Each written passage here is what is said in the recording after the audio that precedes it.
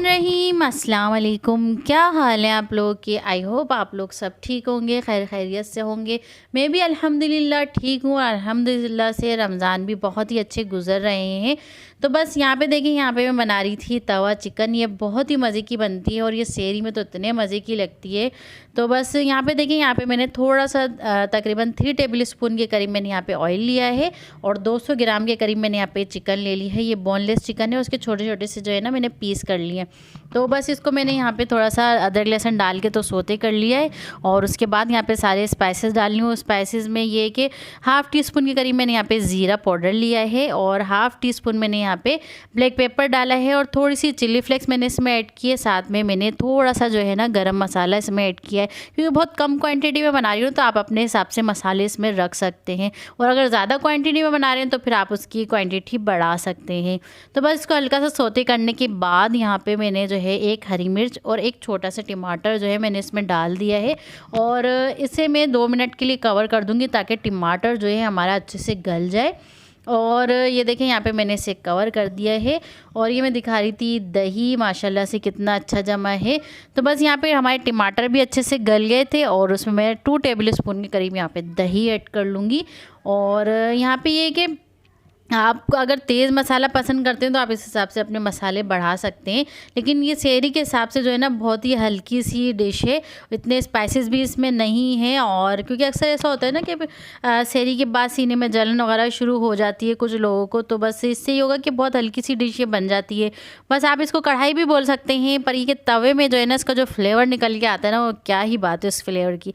और इसी को आप कढ़ाई में बनाएंगे तो इसका फ्लेवर थोड़ा सा डिफरेंट होगा, लेकिन तवे में जब बनाएंगे ना तो उसका फ्लेवर बहुत मज़े का आता है। तो बस ये हमारी जो चिकन कढ़ाई ये बन गई थी और इसको थोड़ा सा जो है ना मैंने ग्रेवी करने के लिए थोड़ा सा मैंने तकरीबन इसको थोड़ा सा पानी डाल दिया था इसमें और पानी डाल के थोड़ा सा मैंने जो है ना यहाँ पे नींबू डाल दिया था। तो बस ये माशाल्लाह से हमारी तवा चिकन जो है बन के तैयार हो गई थी। आप लोग भी इसको ज़रूर ट्राई करना, बहुत मज़े की ये बनती है। साथ में जो थी वाली रोटियाँ, यानी घी वाली रोटी जिसे हम बोलते हैं, अब्बू हमारे कहा करते थे वाली रोटी बोलते हैं, आप लोग पता नहीं क्या बोलते हैं घी वाली रोटी को। तो बस जिसमें घी लगता है ना तो उसको हमारे अब्बू कहा करते थे वाली रोटी। तो बस ये थी अल्हम्दुलिल्लाह से हमारी सेहरी।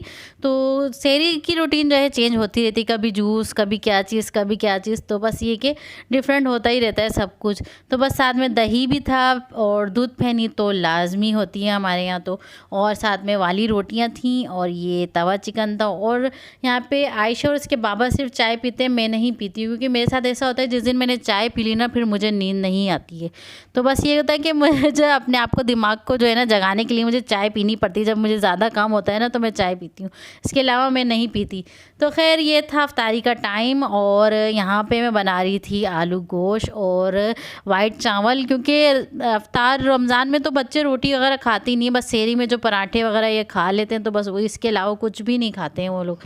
तो बस ये कि यहाँ पे मैंने डाल दिया था साबुत गरम मसाला और तकरीबन हाफ़ कप के करीब मैंने यहाँ पे जो है ना ऑयल लिया था और एक बड़ी प्याज मैंने इसमें डाल दी थी। इसको हल्का सा मैंने खाली नरम किया और उसके साथ ही यहाँ पे मैंने ले लिया था आधा किलो गोश्त लिया है मैंने बीफ का।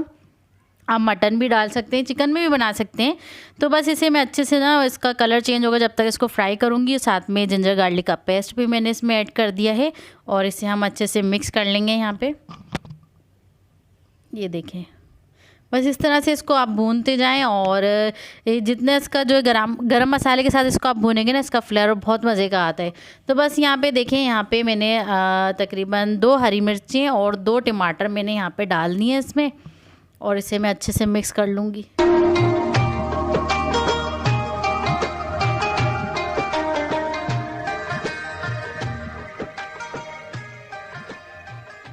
तो बस ये देखें, यहाँ पे मैंने इसे मिक्स कर लिया था और अब मैं इसमें डाल रही हूँ सालन मसाला। और ये सालन मसाले का लिंक मैं ऊपर लगा दूँगी, आप वहाँ से इसको देख के बना सकते हैं, इससे ज़िंदगी बहुत आसान हो जाती है। तो बस सालन मसाला मैंने यहाँ पे 2 टीस्पून ऐड किया है और साथ में थोड़ा सा नमक मैंने डाला है अपने टेस्ट के हिसाब से, तो आप अपने हिसाब से रख सकते हैं। तो इस मसाले में सब कुछ आ जाता है, तो बस एक्स्ट्रा आपको कुछ भी डालना नहीं पड़ेगा। बाकी जो आलू गोश्त का जो एक मेन आइटम होता है ना वो हम आखिर में डालेंगे और वो लाजमी इसमें डलता है, जब इसका फ्लेवर जो है ना निकल कर आता है, तो वो इसकी एक ख़ास चीज़ होती है, तो वो मैं आपको आखिर में बताऊंगी। मेरी वीडियो को आखिर तक देखते रहिएगा। और अगर आपने मेरा चैनल सब्सक्राइब नहीं किया है तो प्लीज़ मेरे चैनल को सब्सक्राइब कर लें और बेल आइकन को दबा दें, ताकि हमारी हर आने वाली वीडियो की नोटिफिकेशन आपको मिलती रहे।